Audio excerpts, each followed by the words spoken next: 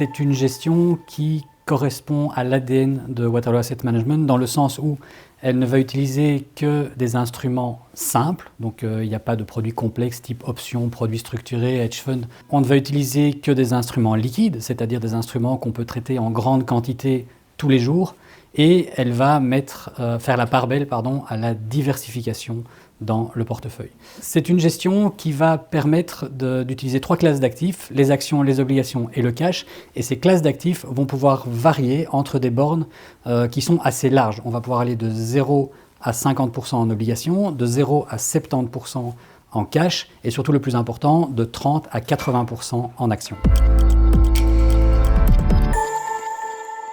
Mais en fait, c'est une véritable gestion de conviction. On va vouloir montrer exactement ce en quoi on croit, puisque les bornes qu'on peut utiliser sont larges, on va pouvoir fixer un poids d'action réellement qui est celui qu'on estime être le plus optimal.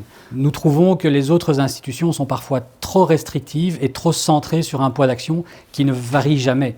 C'est un peu comme si on était dans un avion sans pilote et on continue sur sa trajectoire en permanence. Nous ici, on essaye d'ajuster en permanence le niveau de risque qu'on va avoir dans le portefeuille et dans la gestion pour qu'elle soit le plus adaptée possible à nos hypothèses en termes de marché.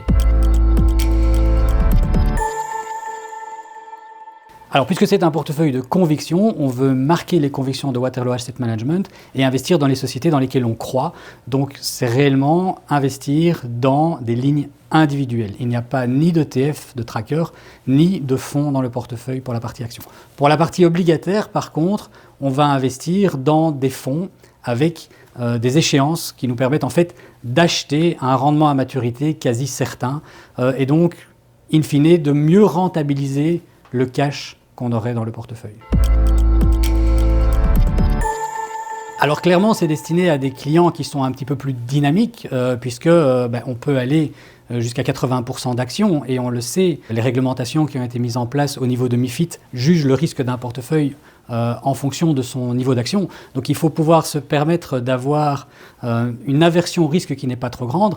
Maintenant, d'un autre côté, le fait de pouvoir piloter cette gestion en temps réel en baissant fortement la pondération action quand on a des anticipations négatives de marché aura tendance quand même à réduire un petit peu la volatilité de cette gestion par rapport à d'autres types de gestion. Alors Morningstar, c'est une société américaine totalement indépendante et qui permet aux investisseurs de comparer des fonds entre eux à risque équivalent, évidemment. Les étoiles sont des ratings qu'elles vont donner, qui peut aller de 1 à 5 étoiles, et qui va juger de la qualité d'un fonds en fonction de sa performance et de sa volatilité sur les 3 ou 5 dernières années.